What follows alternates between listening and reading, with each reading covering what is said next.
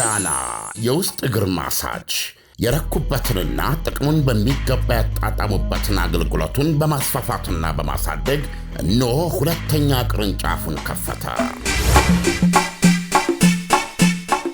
ዳና በአዲሱ ቅርንጫፋችን ሙሉ የማሳጅ ስቲም፣ የሳውናና የሞሮኮ አገልግሎት መስጠት ጀምረናል።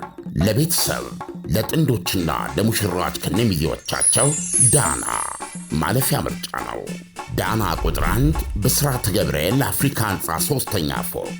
አዲሱ ቅርንጫፋችን ቡልጋሪያ ማዞሪያ በግዙፉ ድሪም አፓርትመንት። ዳና። ይህ አዋዜ ልዩ ትኩስ ነው። ፕሬዚደንት ዶናልድ ትራምፕ የኢራን መሪዎች በተቋሙ አድራጊዎች ላይ ለወሰዱት እርምጃ ምን አይነት ምላሽ መስጠት እንደሚፈልጉ እያወጡና እያወረዱ ባሉበት ሰዓት የኢራን ውጭ ጉዳይ ሚኒስትር አባስ አርጋቺ ለልዩ መልእክተኛ ስቲቭ ዊትኮፍ ከትናንት በስቲያ ስልክ መምታታቸውን ስለ ጉዳዩ ዕውቅና ያለው ምንጭ ለሲኤንኤን ገለጸ። የውጭ ጉዳይ ሚኒስትር አባቺ የስልክ ልውውጥ ምን ለውጥ ሊያመጣ እንደሚችል ግልጽ አይደለም። አንዳንድ የአሜሪካ ባለሥልጣኖች እንደሚሉት ግን የትራምፕ ዛቻ የፈጠረውን ግለት ለማቀዝቀዝ የታለመ ጥረት ነው። ትራምፕ ስለዚህ ጉዳይ ዝርዝር ውስጥ ሳይገቡም በትናንትናው ዕለት፣ ትናንት ማለት በአሜሪካ እሁድ ነው፣ ከኢትዮጵያ ሰዓት አቆጣጠር ጋር ለዛሬ ሰኞ የቀረበ ነው። ስለዚህ በቅዳሜና በእሁድ መካከል ሌሊት ማለት ሊሆን ይችላል በእኛም በሰጡት መግለጫ ኢራኖች ትናንት ደወሉ፣ ለመደራደር ደወሉ ብለዋል። ሲቀጥሉም የኢራን መሪዎች መደራደር ይፈልጋሉ፣ በአሜሪካ መደብደብ የሰለቻቸው ይመስላል፣ ኢራን ከእኛ ጋር መደራደር ትፈልጋለች ብለዋል። የኢራን ውጭ ጉዳይ ሚኒስቴር ቃል አቀባይ ኢስማኤል ባጋኤ በሰጡት መግለጫ በአጋችና ዊትኮፍ መካከል ያለው የግንኙነት መስመር ክፍት ሆኖ ይቆያል ብለዋል። አስፈላጊ ሆኖ ሲገኝ መልእክት በዚህ ቻነል ወይም መስመር ይተላለፋል ብለዋል።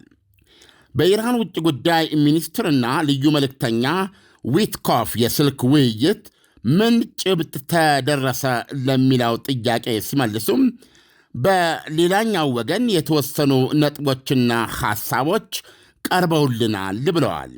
በሌላኛው ወገን ሲሉ አሜሪካንን ማለታቸው ነው። የተወሰኑ ነጥቦችና ሐሳቦች ስላሏቸው ምንም የሰጡት ቃል የለም። ራሳቸው ውጭ ጉዳይ ሚኒስትር አርጋቺም ለአውሮፓውያን ዲፕሎማቶች ቴሄራን ውስጥ በዛሬው ዕለት በሰጡትና በሀገሪቱ ቴሌቪዥን በተላለፈ ማብራሪያቸው መንግሥታቸው ለድርድር ክፍት መሆኑን ገልጸው ለድርድር እስከተፈለገ ድረስ እኛም ለመደራደር ዝግ አይደለንም ማለታቸው ነው። ድርድሩ ግን ፍትሐዊና በእኩልነት ወይም በኩያነት መንፈስ የሚካሄድ የተከበረ መሆን አለበት፣ የጋራ መከባበልና የጋራ ጥቅም የሚረጋገጥበት መሆን አለበት ብለዋል። ይሁንና ኢራን እንዲህ ያለ ድርድር ክፍት መሆኗን ወይም ዝግ አይደለችም ካሉ በኋላ ለጦርነት ግን ተዘጋጅተናል ብለዋል። መቀመጫቸውን በአሜሪካ ያደረጉ የሰብአዊ መብት ድርጅቶች እንደሚገልጹት እስካሁን ከ500 በላይ ሰዎች በኢራን የደህንነት ኃይሎች ተገድለዋል። ወደ 10,700 ሰዎች እስር ቤት ታጉረዋል። ይሄ ፕሬዚደንት ዶናልድ ትራምፕ የኢራን መሪዎችን ተቃዋሚዎቹ ላይ፣ ሰልፈኞቹ ላይ እንዳትተኩሱ፣ ከተኩሳችሁ እንተኩሳለን በማለት የሰጡትን ቀይ መስመር በግልጽ የጣሰ ነው። ይህንም በተመለከተ ዶናልድ ትራምፕ በዚሁ መግለጫቸው እሁድ ዕለት በአውሮፕላናቸው ላይ ተሳፍረው አብረው ለሚጓዙ ጋዜጠኞች የሰጡ መግለጫ ነው። ኢራኖች ቀይ መስመራችንን መጣስ ጀምረዋል ማለታቸው አይዘነጋም። በተያያዘ ዜና የኢራኑ መንፈሳዊ መሪ አያቶላ አሊ ካሜኒ የአሜሪካንን ፖለቲከኞች ማታለላቸውን አቁሙ፣ ከሃዲ ቅጥረኞች ላይ አትመኩ ማለታቸውን የሀገሪቱ የዜና ማሰራጫ ኢርብ ዛሬ አስታውቋል። በዛሬው ደጋፊ መንግሥት ሰልፍ ላይ የተሳተፉ ዜጎችን በማመስገን የድጋፍ ሰልፈኞቹ የውጭ ኃይሎች በአገሪቱ ላይ የሸረቡትን ሴራ አክሽፈዋል ብለዋል። አሁን በደረሰን ዜና ደግሞ የኢራን ፓርላማ አፈ ጉባኤ ኢራን የውጭ ጣልቃ ገብነት ቢገጥማት ክልሉ መካከለኛው ምስራቅ ይነዳል ሲሉ ዝተዋል። ዳንኤል እንግዲህ እውነቱን ለመናገር ሁሉም የኢራን ባለሥልጣኖች ናቸው የሚናገሩት ማለት ትችላለህ። እና ግልጽ በሆነ ሁኔታ ቅንጅት የሌለው መግለጫ ነው እየተሰጠ ያለው እና የምትጨብጠው ነገር የለም። በዚህ በኩል ለምሳሌ ውጭ ጉዳይ ሚኒስትሩ ለውይይት ክፍትነን ማለት ብቻ ሳይሆን ስልክ ደውለው ከዊትኮፍ ጋር ተነጋግረዋል። ከዊትኮፍ ጋር ደግሞ ያላቸው ይሄ በሁለቱ መካከል በማናቸውም ሰዓት እንዲነጋገሩ የተበጀ ቻነል ነው። ይሄ ቻነል የተዘረጋው ኢራን ከአሜሪካ ጋር የኒውክሊየር ማብላያዎቿን በራሷ ለማውደምና ኒውክሊየር ማበልጸግን እርም ብላ እንድትተው ወይም የኒውክሊየር ቦምብ እቅዷን እርም ብላ በመተው በዚህ ምትክ እዚህ ስምምነት ላይ ከደረሰች ሁለንተናዊ ማዕቀብ ተነስቶላት ከዚህ በፊት በማዕቀብ የተያዙባት ገንዘቦቿም ወደ ካዝናዋ እንዲመለሱ ተደርጎ ሀገሪቱ በሙሉ ኃይሏ በሙሉ አቅሟ የዓለም ማህበረሰብ አካል እንድትሆን እድል የሚሰጥ ድርድር ነበረ የሚነጋገሩት። ነገር ግን ኢራን በወቅቱ ይሄ የኒውክሌር ማብለያዋና ኒውክሌር የማበልጸግ መብቷ ለድርድር እንደማይቀርብ አቋም በመያዟ ለስድስተኛው ዙር ቀጠሮ ይዘው ሳለነው በመሃል በጁን ወር የእስራኤል ጥቃት ኢራን ላይ የተካሄደው። ስለዚህ ይሄ 6 ዙር በተካሄደበት ጊዜ አሜሪካኖች ከኢራኖች ምላሽ ይጠብቁ ነበር። ለዚህም ነው ይሄ ክፍት መስመር በሁለቱ መካከል ሀሳብ ለመለዋወጥ እንዲያስችል የተከፈተ ነው። ስለዚህ አሁንም እንደሰማው የውጭ ጉዳይ ሚኒስቴር መስሪያ ቤቱ ቃል አቀባይ ይሄ ቻነል ክፍት ሆኖ ይቆያል። ውጭ ጉዳይ ሚኒስትሩ ከአሜሪካ ጋር ወይም ከዊትኮፍ ጋር ባደረጉት ውይይት ከአሜሪካ በኩል የቀረቡ ሀሳቦች አሉ ብለዋል። ዝርዝር አልሰጡንም። ይሄ እንግዲህ አሜሪካ ይህን ማድረግ አለባቸው የሚል ነገር እንዳለች ግልጽ ነው። ኤግዛክትሊ ምንድን ያለችው የሚለውን ግን ለመግለጽ አልፈለጉም። አሁን በዚህ በኩል እንግዲህ አሁን የሚገባህ ድርድሩን ለማካሄድ ክፍት ነን ነው፣ ዝግጁ ነን አይደለም። ድርድር ለማካሄድ ዝግ አይደለም። ለጦርነት ግን ተዘጋጅተናል ነው የሚለው የውጭ ጉዳይ ሚኒስትሩ ንግግር። ይሄ በጣም እንትን የሚል ነው። ቀጥሎ ደግሞ አሁን እዚህ ጋር የማነበው የፓርላማው ቃል አቀባይ አሜሪካንን ወይም ዶናልድ ትራምፕን ሲሪየስሊ መውሰድ አያስፈልግም የሚል እሳቸው ለሚናገሩት ነገር ዋጋ መስጠት አያስፈልግም የሚል መግለጫ ነው የሰጡት። እንደገና ደግሞ መንፈሳዊ መሪ አታላዮች የሚል ነው እና አሁን እንግዲህ በፈለጉ ጊዜ ምንድነው የሚያደርጉት? በፈለጉ ጊዜ አሁን አንዳንዶቹ ስድቦች ናቸው፣ አንዳንዶቹ ለጦርነት መጋበዝ ናቸው። አሁን እነዚህ መልእክቶች የሚተላለፉት ለአሜሪካ ነው። ስለዚህ ባልፈለጉ ጊዜ ወይ ይህን የሚናገሩት ለውስጥ ፖለቲካቸው ነው። ጀግናንን እኛ እጅ አንሰጥም፣ ኃይል አለን፣ እንደዚህ ነው የምናደርገው የሚል መልእክት ለማስተላለፍ ሲሉ ነው እንጂ ያሉበትን ሁኔታ አይገልጽም ብለው በመረዳት እንደዚህ አይነት ለጦርነት ዝግጁ ነን፣ መካከለኛው ምስራቅ ይነዳል፣ እንደዚህ የሚለውን ነገር ያልፉታል። ብዙ ጊዜ የምናየው ያንን ጥቃት ወይም ጦርነት ለማድረግ ያልፈለጉ ጊዜ ማለት ነው። ጦርነቱን ለማድረግ የፈለጉ ጊዜ ግን እሱን ማስረጃ አድርገው ይጠቀሙበታል። አሁን በኢራን በኩል የምትሰማው ኦልሞስት ሁሉም ባለስልጣን ይናገራል።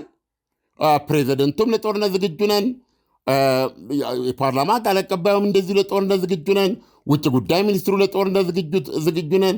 አሁን ደግሞ ቅድም እንደሰማው መካከለኛው ምስራቅ ትነዳለች። ስለዚህ በጣም እንደዚህ አይነት ወሬዎች ነው የምትሰማው ዳንኤል። ዓለም የኢራን መንግስት ከአሜሪካ ጋር መደራደር እንደሚፈልግ ሲናገር የድርድሩን ሐሳብ ማን ነው የሚያቀርበው? ኢራን ናት ወይንስ አሜሪካ ናት የሚለውን ብትነግረን። ድርድሩ ምንድን ነው ሊሆን የሚችለው? አሁን ኦልሬዲ የዶናልድ ትራምፕ ማስጠንቀቂያ ዶናልድ ትራምፕ የተቃውሞ ሰልፈኞቹን እታደጋችኋለሁ በማለት ከአንዴም ሁለት ጊዜ መሳሪያ አቀባብዬ አጉርሼ አነጣጥሬ ተቀምጫለሁ፣ ዝግጁ ነኝ ብለዋል። በተጨባጭ ሲታይ ግን አሁን ተቃዋሚዎቹን ሰልፈኞቹን አላዳኑም ዶናልድ ትራምፕ። ምክንያቱም የዚህ ዓላማ በዶናልድ ትራምፕ እንትካየን አንድ ሰው ላይ ብተኩሱ ነው ያሉት። አንድ የተቃውሞ ሰልፍ አድራጊ ሀሳባቸውን የሚገልጹት በአንዳቸው ላይ ብተኩሱ እኛ በእናንተ ላይ እንተኩሳለን ያሉት። ይሄንን ሲሉ 6 ሰው ገና አልሞተም ነበር። ይህም በተናገሩ በማግስቱ ነው 6 ሰዎች መገደላቸው ሰማሁ። ከዛ በኋላ ያ ወደ 65 ደረሰ፣ 95 ደረሰ፣ 500 ደረሰ። አሁን የምናወራው ከ500 በላይ ሆኗል። በኢራን በኩል እየተነገረ ያለው አዳክመን በአሁኑ ሰዓት የተቃውሞ ሰልፉ በከፍተኛ ደረጃ ቀንሷል፣ የለም እንደውም በምትኩ የመንግስት ደጋፊዎች ሰልፍ እየወጡ ነው የሚል ነው። አየህ፣ ስለዚህ አሁን የዶናልድ ትራምፕ ማስጠንቀቂያን የኢራን መሪዎችን አልበገራቸውም ማለት ነው። ምክንያቱም ከዚህ በፊት በ2022 በአንዲት ወጣት አይነ ርግብ አለበሽም በሚል የሥነ ምግባር ፖሊሶች ነው የሚባሉ ሴቶች ናቸው የኢራን። እነሱ ይዘዋት ኃይል ይጠቀሙ ነበረ። እስር ቤት ከገባች በኋላ ልጅቷ ሞተች። መንግስት በልብ በምን የሞተችው ነው የሚለው፣ ተቃዋሚዎች ደግሞ በድብደባ ነው የሞተችው ነው የሚሉት። በዛ የተነሳ የሴቶችን መብት የሚያቀነቅን ትልቅ የተቃውሞ ትዕይንት ተነሳ። በመቶዎች የሚቆጠሩ ሰዎች ገድለው አሁን ያለውን ያክል በቁጥጥር ስር አውለው አክሽፈውት ነበር። አሁንም ያንን ነገር ወደ መጠቀም ሄደው በዛ መንገድ ወስነዋል ማለት ጨርሰውታል ማለት ነው። ከ500 በላይ ሰዎች ተገድለዋል። አሁን ኢራኖች የሚያቀርቡት ሌላ ነገር ከ100 በላይ የጸጥታ አስከባሪዎች ተገድለዋል ነው። እና የአውሮፓ ባለሥልጣኖች አምባሳደሮችንም በዛሬው ዕለት ከሰዓት ጠርተው ውጭ ጉዳይ ሚኒስትሩ ቪዲዮ አለን ነው የምትለው ኢራን። ያ ቪዲዮ ምንድነው የሚለው? መሳሪያ ሲታደል የሚያሳይ የቪዲዮ ማስረጃ አለን እያለች ነው ኢራን። ከሰልፈኞች መካከል በውጭ ኃይሎች የተገዙ ሽብርና ሁከት እንዲፈጠር ለማድረግ መሳሪያ የታጠቁ ማለት መሳሪያ ሲታደላቸው የሚያሳይ ቪዲዮ አለን ነው። እና እንደዛ ይገሉ ነበረ፣ ተቋም ያቃጥላሉ፣ እንደዚህ በአጠቃላይ የምታየውን እንደዚህ የሚል ነጥብ አለ። ስለዚህ ይህንን ቅጂ ይዛችሁ ለሀገራችሁ ውጭ ጉዳይ ሚኒስቴር በመላክ እውነታውን እያሳያችሁ የአውሮፓ ፓርላማ ወይም አውሮፓ በአጠቃላይ ሀገራቱ አውግዘዋል። ማነው ኢራንን በኢራን ላይ ያደረጉትን ውግዘት እንዲያነሱ የሚል መልእክትን ያስተላልፉት። እንግዲህ አክቹዋሊ በየእጃቸው ቅጂ ደርሷቸዋል። አንዱ ግን በሌላ ዘገባ ላይ ያነበብነው መሳሪያ ሲታደላቸው የሚያሳይ ነው ነው የሚሉት። በሰልፈኞቹ መካከል የሰልፉ አካል በመሆን ወደ እንግዲህ 100 በላይ ነው የጸጥታ አስከባሪዎች ተገደሉ የሚለው። ምናልባት ኢራን ቀጥታ በዚህ መንገድ ባይቀመጥም እነዚህ መሳሪያ ከታጠቁ የጸጥታ ኃይሎችንም ይገድሉ ነበር የሚል ነው። ስለዚህ ሁለት አመለካከት ነው ያለው። ይህንን ለአውሮፓ አምባሳደሮች ሰጥተዋል። እነሱ ደግሞ ያንን ወደ ራሳቸው ሀገር ውጭ ጉዳይ ሚኒስቴር ተልኮ ያንን አይተው ሰዎቹ እንግዲህ አብዛኞቹ ወይ ኢራኖች እንደሚከሱት ሰላማዊ ሰልፍ ሳይሆን ተቋሙን በሰላማዊ ሰልፍ የመግለጽ ሳይሆን ሆን ተብሎ ሁከትና ግጭት የመፍጠር ዓላማ የነበረው ነው የሚል ነው። ስለዚህ አጠቃላይ የምታየው ፒክቸር ይሄንን ነው የሚመስለው። ዶናልድ ትራምፕ ምን ብለዋል መሰለ? ኢራኖች ደውለው እንደራደር ብለዋል። በአሜሪካ መቀጥቀጡ የሰለቻቸው ይመስለኛል ያሉት ዳንኤል እና እንደውም ምን አለው እዚህ ዜናው ላይ መጥቀስ ነበረብኝ። ከነሱ ጋር የሆነ በድርድሩ ምክንያት በውይይት አሁን እንወያይ ነው ያሉት። ይህንም መስመር ተከትለ አንዱ ውይይት ከነሱ ጋር ከመቀመጣችን በፊት ግን እርምጃው የሚቀድምና ሁሉ ነገር በዛው ቢጠናቀቅ ይመስለኛል የሚል ነገርም ጨምረው ተናግረዋል። ስለዚህ አሁን ነገሮች ቋፍ ላይ ናቸው። አሁን ከዚህ በፊት ዳንኤል ዶናልድ ትራምፕን ያውል አንዱ የኢራን የፓርላማ ባለስልጣን ያሉትን ሰምተሃል። ሲሪየስሊ ልንወስዳቸው አይገባም አሉ። አየህ፣ ይሄን አሁን ዓለምን አደገኛ የሚያደርገው ምክንያቱም ዶናልድ ትራምፕ የኢራንን የኒውክሌር ማብላያዎች ደብድበዋል። ዶናልድ ትራምፕ የኤልሳልቫዶር ላይ ጥቃት ፈጽመው ማዱሮን በቁጥጥር ስራ ሆነው አሜሪካን አስመጥተዋል። ውስጡ የተደረገውን ብታል ከ150 ያላነሰ የተለያየ ተልዕኮ ያለው የጦር ጀት፣ የተለያየ አዳዲስ ቴክኖሎጂ፣ ያልተደረገ ነገር የለም። እና እንዴት ነው ሲሪየስ ሊያልወስድ ማለት በቂ ጥንቃቄ ያለው አይመስልም። አሁን ለምሳሌ የአሜሪካ ሚዲያዎችን ዘገባ ስንመለከት ዲሞክራቶችም ምንድነው ሰልፈኞቹን ማገዝ ተቃዋሚዎችን ማገዝ ተገቢ እንደሆነ እየተናገሩ ነው ያሉት። ነገር ግን ውሳኔው ኢራን ላይ የምንዘብት ከሆነ ውሳኔው ወደ ፓርላመንት መምጣት አለበት፣ ወደ ኮንግሬስ፣ ወደ አሜሪካ ኮንግሬስ ቀርቦ እኛም ልናጸድቀው ይገባል ተነጋግረን የሚል ነገር ነው እያነበብን ያለ ነው። እና አሁን በምሰማ ሁኔታ ሞር ከዚህ የተቋሞ ጋር በተያያዘ ከአሜሪካ ጋር ወታደራዊ የሚሆን ዋቴቨር ግጭት እንደሚኖር ግን እንድታምን የሚያደርጉ ነገሮች ናቸው ያሉት። ዳንኤል፣ የእያንዳንዱ የኢራን ባለሥልጣን የሚሰጣቸው መግለጫዎች የተለያዩ ናቸው እና ለጦርነት ዘጋጅተናል፣ ክልሉ ይነዳል፣ የአሜሪካ መካከለኛው ምስራቅ ውስጥ ያሏት የጦር ወታደራዊና ኢኮኖሚያዊ ጥቅሞች ይመታሉ፣ እንደዚህ የሚሉ ናቸውና ዜናውን ስታየው ትንሽ ወጥነት ያደሰው ነው። እንደገና በዚህ ላይ የኢራኑ መንፈሳዊ መሪ ልባል ዛሬ ውጭ ጉዳይ ሚኒስትሩ በዛ መንገድ ተደራርገው ለመደራደር ዝግጁ ነን እያሉ ነው የሚለውን ይዛ የሀገሪቱ ደግሞ ወሳኝ እርሱ መንፈሳዊ መሪ አታላዮች እና አጭበርባሪዎች የሚል ነገር ነው ያለው። ስለዚህ እንደዚህ አይነት ነገር ነው የሚታየው። እንደውም አታላዮች የሚለውን ነገር የሚሉት በእርግጥም ሁለት ወገኖች ለመተማመን ችግር አለባቸው ዳንኤል፣ አሜሪካና ኢራን። ለምን አሁን እንደሱ እንደማስረጃ የሚያቀርቡት በድርድራቸው ወቅት ስድስተኛው ዙር ድርድር አይ ቲንክ እንትን ነበር የሚካሄደው እዚህ የሰላጡ ሀገሮች ውስጥ ኦማን ውስጥ ይመስለኛል። እዛ ነበር እየተካሄደ ያለው ሰው ቀጠሮ ነበራቸው የስድስተኛ ዙር ውይይት። ነገር ግን ያ የስድስተኛ ዙር ውይይት ከወዲሁ ኢራኖች በሚሰጡት መግለጫም እስራኤል ጥቃት በመክፈት እስራኤል ጥቃት ከፍታለች። ትክክል ነው። ድርድሩ እየተካሄደ እስራኤል ጥቃት እንድትከፍት አይጠበቅም ነበረ።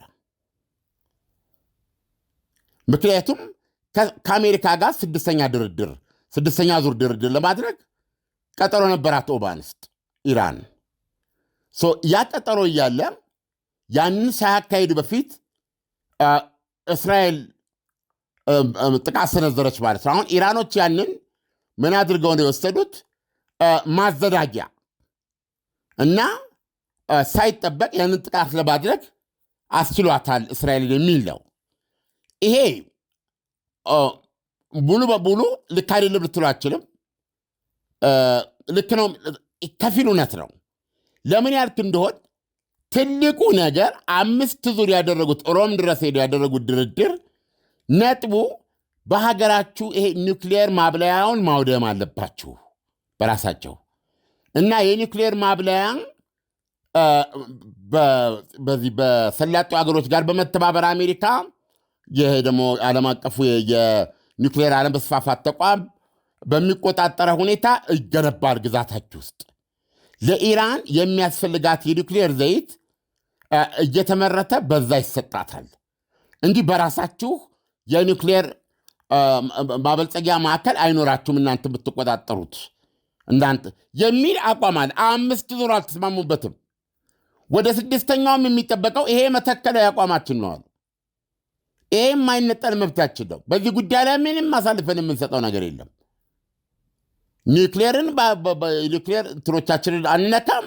የኒውክሌር ማበልጸጊያዎቻችን ማብላያዎቻችን በእኛ ቁጥጥር ስር ነው የሚሆኑት የሚል አቋም ያዙ። አሁን አቋም መያዛቸው አይደለም በመጥፎ ወይም ይሄንን አቋማቸውን ይዘው 5 ዙር ቀጥለዋል። የመጨረሻ ልባል የሚችለው 6ኛው ዙር ነው የሚቀራቸው እና ከወዲሁ ግን ይነገሩ የነበሩት ይሄ አቋማቸው ሊለወጥ የማይችል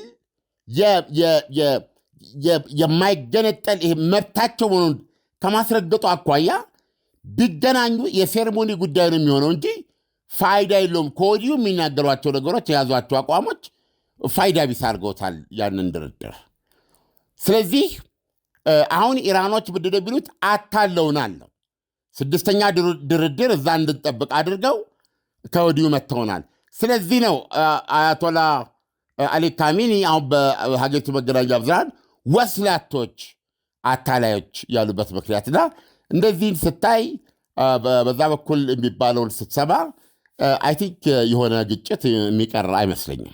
ዓለም ሰብአዊ መብቶች ድርጅት በዚህ የተቃውሞ ሰልፍ ላይ የሞቱ ሰዎችን ቁጥር ይፋ እያደረገ ነው እና ስለዚህ አሁን አሜሪካ ከኢራን ጋር ከመደራደር ይልቅ ጦሯን ልታዘም ትችላለች ብሎ ማሰብ ይቻላል ወይ? እንግዲህ ካርዱ ዶናልድ ትራምፕ እጅ ስላለ ካርዱን እንደፈለጉ ይጫወቱበታል። ለምሳሌ ቅድም እንደነገርኩ ኢራኖች በአሜሪካ መደብደቡ የሰለቻቸው ይመስለኛል። ስለዚህ እንደራደር ብለዋል። ግን ድርድር ማለት አብሮ መቀመጥ ነው አይደለም? አብሮ ስብሰባ ማድረግ ነው እና ከማንኛውም ስብሰባ በፊት ግን እርምጃ የምንወስድ ይመስለናል ብለዋል።